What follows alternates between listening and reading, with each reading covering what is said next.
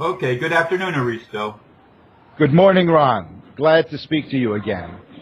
Today I would like to talk about the fourth stage of harnessing or integration.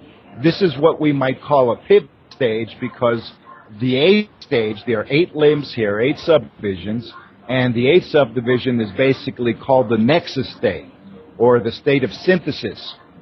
It's the state where all pathways of the previous 7 meet. So, in essence, that's like an anchor state or result. The dynamic pathways, the actual progression occurs with 7 stages. And the 4th stage is the middle stage. And here we have a transition dynamic. Unlike the other stages that can be put into a single category, because the previous 3 stages, you can stop the progression right there. I mean, most people actually do. Peter Van Runt, in the last video that he made with you, spoke about doing energy work and healing and all of this stuff. That kind of energy work actually falls under the category of cleansing of psychophysical hygiene in the previous, in the 2nd stage that I mentioned. Back then, basically, those are esoteric orientations. You have hygiene, you have living in the moment, you have self-observation, you have spiritual passion, and you have receptivity to your higher self. These are basically the modes, the principles that most people consider to be meditation, inspirational, energy work, focus, but they're really preliminary states. At the same time, most people can actually stick to these, and you do develop a good degree of what you might call intuitive discernment, and you also are able to connect with your higher self, and at that point, as that connection increases, you get your own understanding in the sense of how to proceed, your own guidance, and a lot of people have that. What I'm presenting now is something where you have deeper, more profound abilities manifesting and accelerating the process.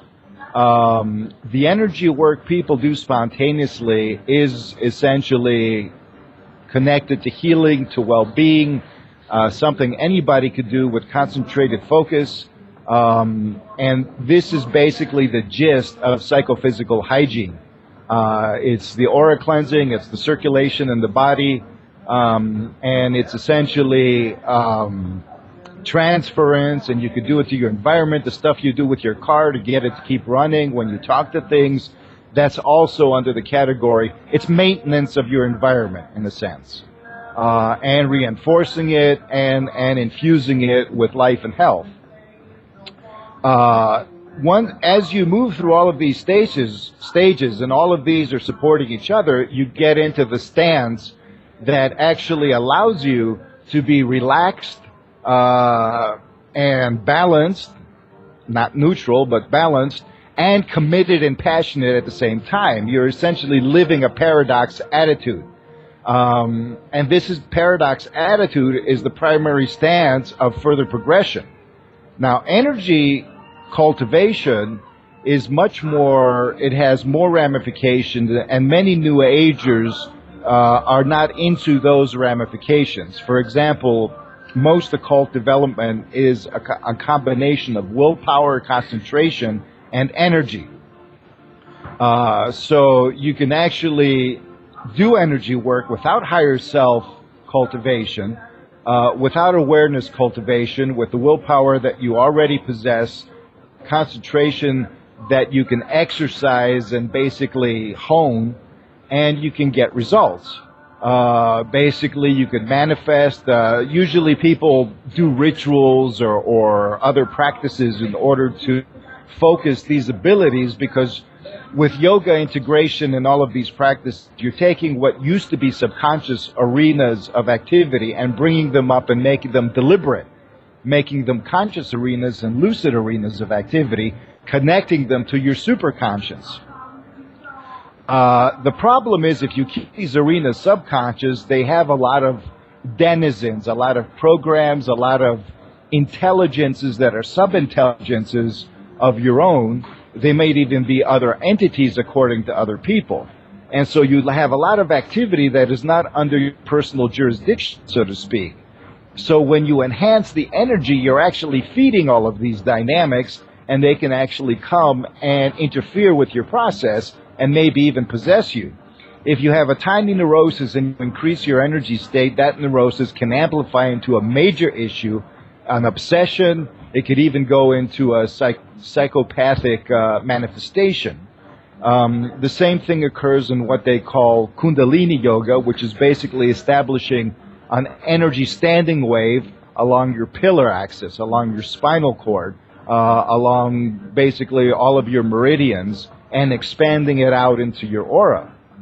And this basically plugs you in to environmental energies, to earth energies, to cosmic energies, and this standing wave leads to a neuroplastic and epigenetic amplification and expansion. Now, life force cultivation, which is what pranayama, as they call it in Sanskrit, really is actually translated more literally as breath expansion, breath lengthening, breath extension, or life force extension. Now, breath here is really just the subjective handle on life force. It's the easiest way to feel your own life force, the oxygenation process. We're going to get just a little technical here, and this is a very, very broad topic, and I'm going to try to keep the technicalities at a minimum. So essentially, what you're doing is taking your normal hygienic process of maintenance and healing and even cultivation of manifesting events as you usually can with your energy, and extending it and expanding that potential. This means basically expanding your pathways, increasing your ability to sustain energy, and coming to a state where the energy circulation leads to a continuous dissolution of blockages and inhibiting patterns. So the first integrative energy cultivation does something different than the energy cultivation in occultism or other forms of or martial arts even, where it's first applied to dissolve blockages, to allow everything that keeps the subconscious from awakening to open up to the forces of awakening.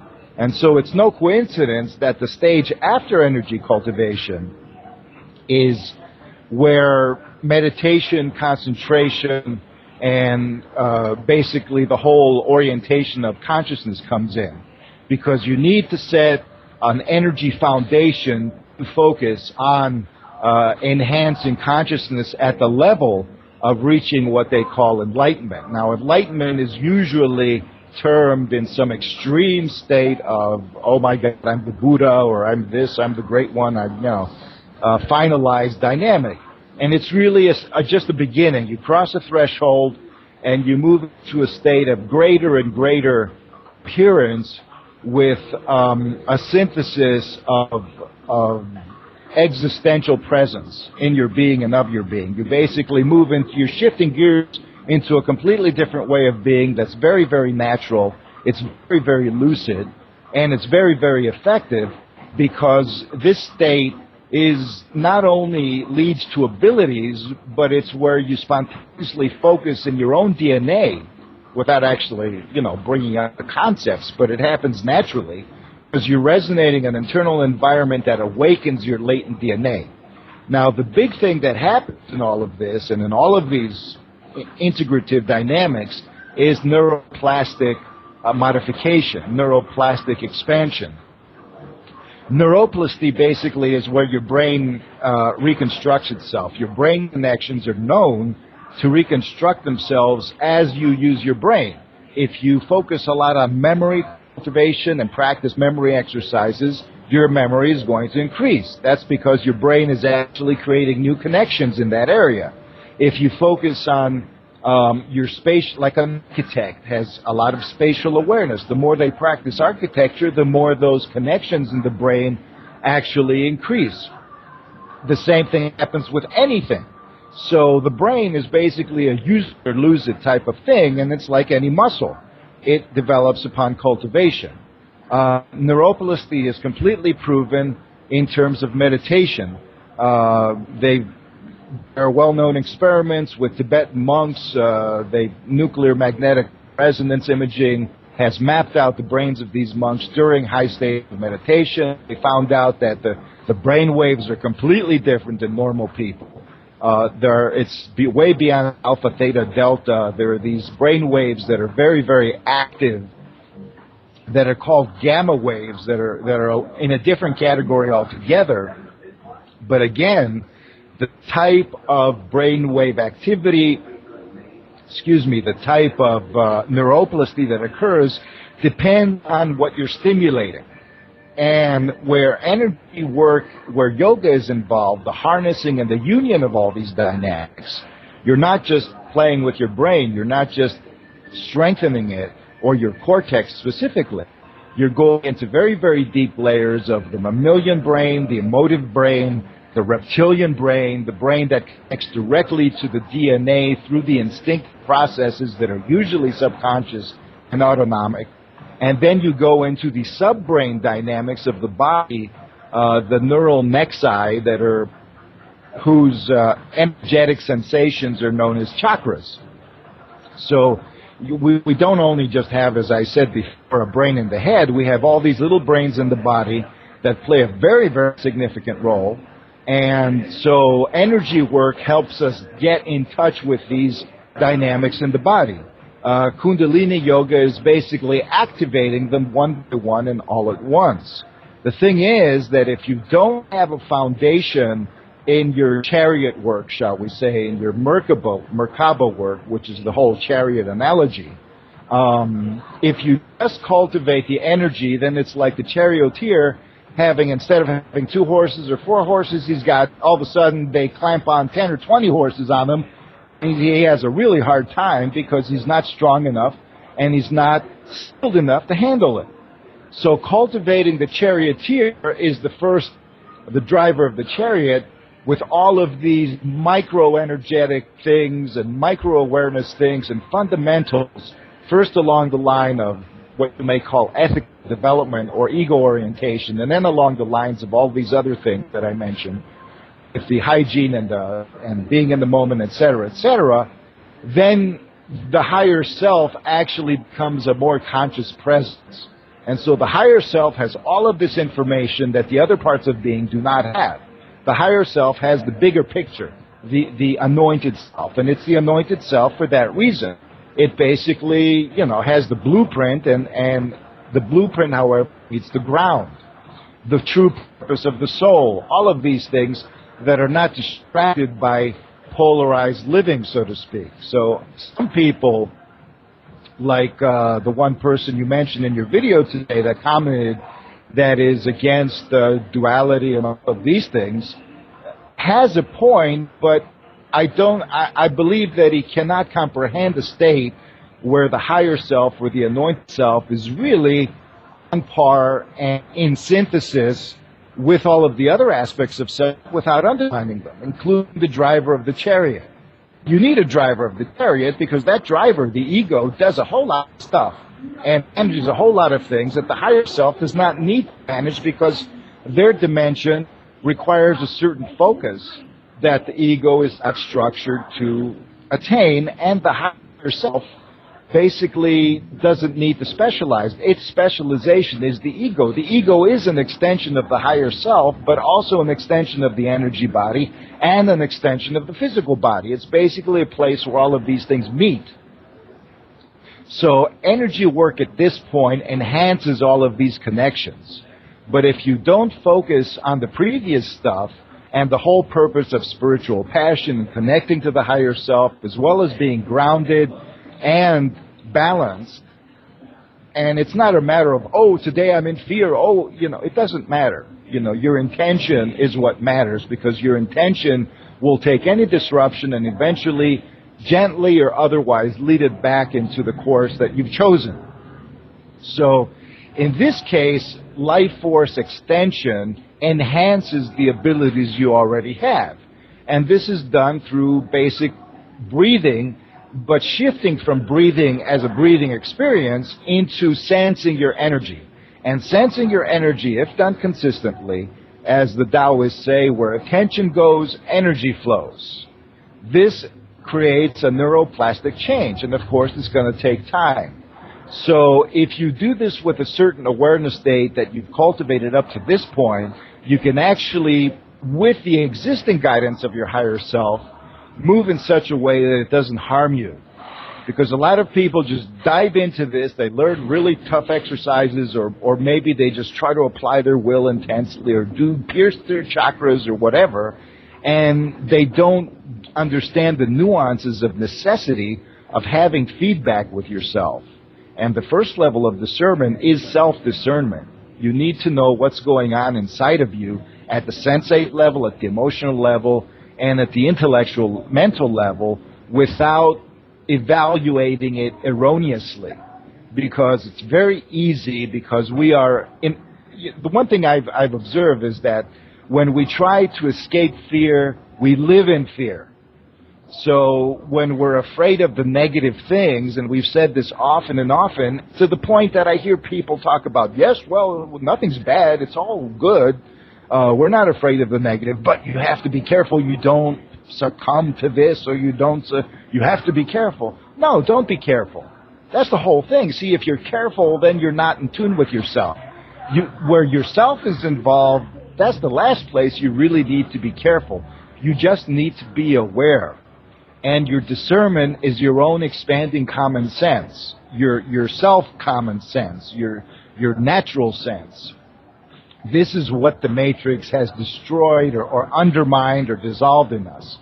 And so the first thing we do is honor our sensual presence. And paying attention to breath is one way to do this. Now, energy moves like breath. It comes in and it goes out.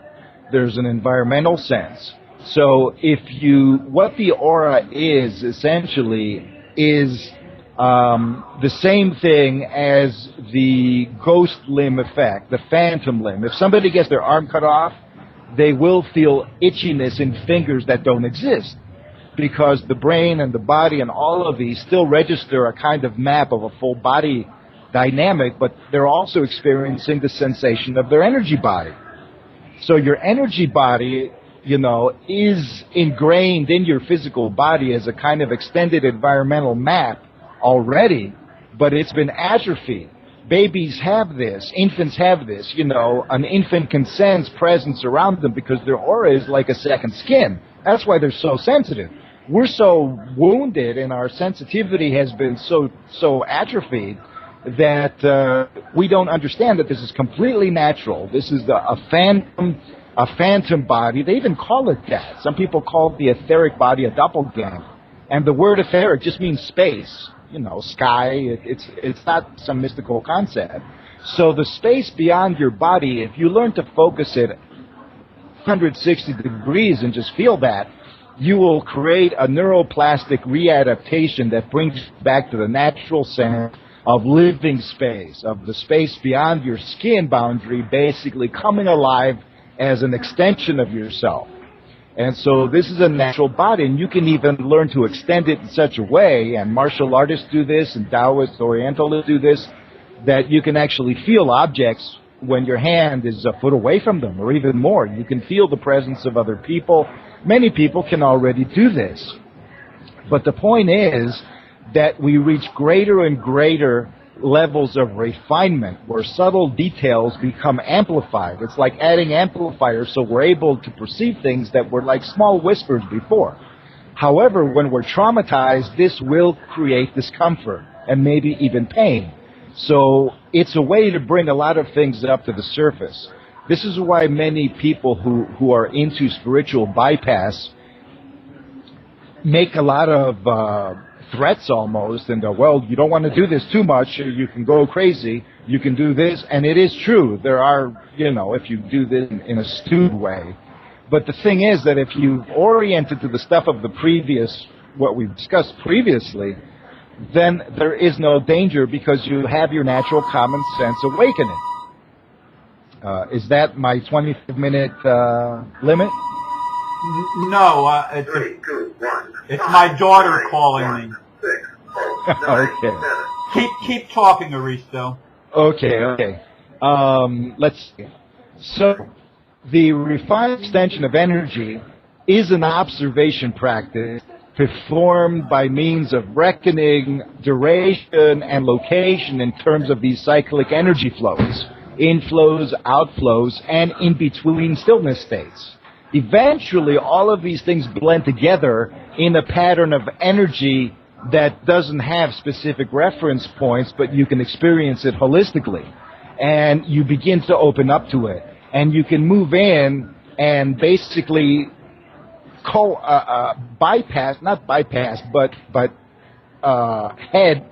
off, you might say. What we usually experience is a state of, let's say, normalcy, and then we have a crisis that blindsides us, or a mood, or whatever. Well, what you're doing with this energy work is basically going in and preempting all of that. You're basically saying, okay, I'm not going to wait for this crap to come to the surface. I'm going to come in and take the initiative, and thus I'll be able to regulate the flow of how much it comes to the surface, because it's not going to reach explosive phase. It's not going to reach critical mass. I'm going to start regulating, like valves in a dam, the outflow of negativity.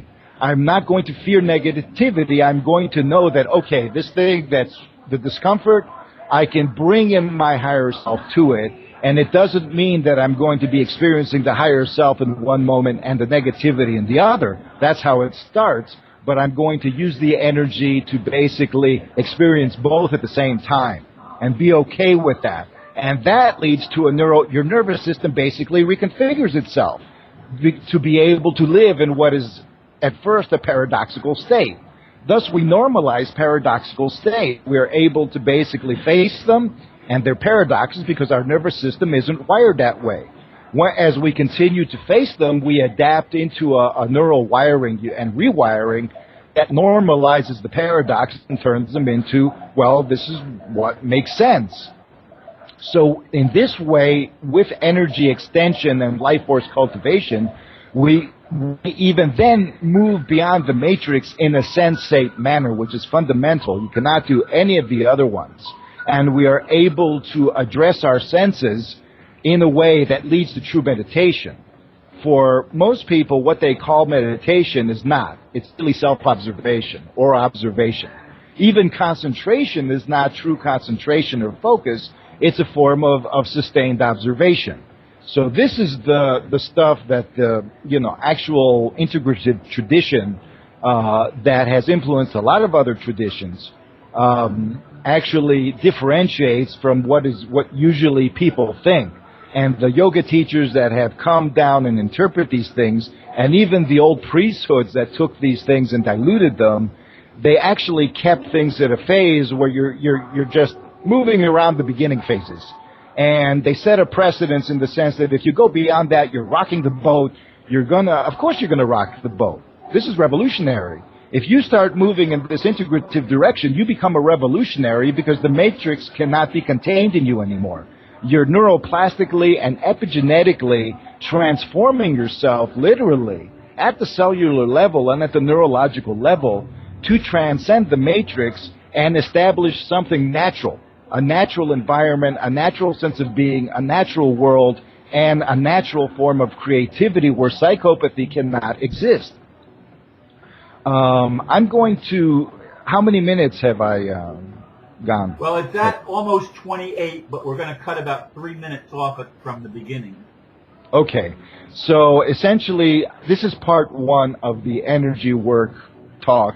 In the next audio, I'm going to talk about the same thing, and I'm going to move into the next topic, which is also, there's not much to say there, but it's very difficult to express, because like I said, what we think meditation is really not that.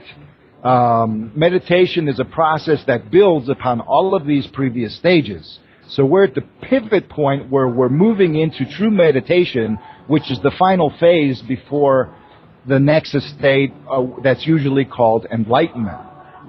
And so in this case, if people want to practice energy work, what they really need to do is open up their attention to the natural sense of all energy flows.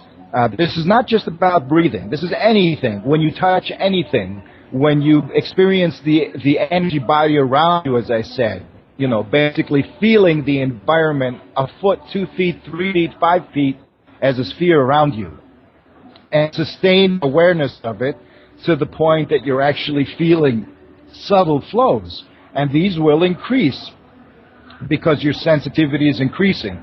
Being able to experience a discomfort of something's bothering me a little bit today, let me explore it. Move in with your energy. And you can use the breath to do this. The breath relaxes. And as you do that, you can actually, physical relaxation, muscular relaxation is very much connected to psychospiritual relaxation. So what you do is with this focus, because it's sensory, sensate-oriented, you develop a natural foundation for concentration that's effortless. If you move through these stages, you will not have problems quieting your mind. It will be a natural, and you won't be dumb or stupid when you do it. This is not about quieting anything. This is basically moving your attention and your awareness exactly like you want to move it. If you want to think, you think. If you want to stop thinking, you feel. So essentially, quieting the verbal mind is there to give space to greater feeling.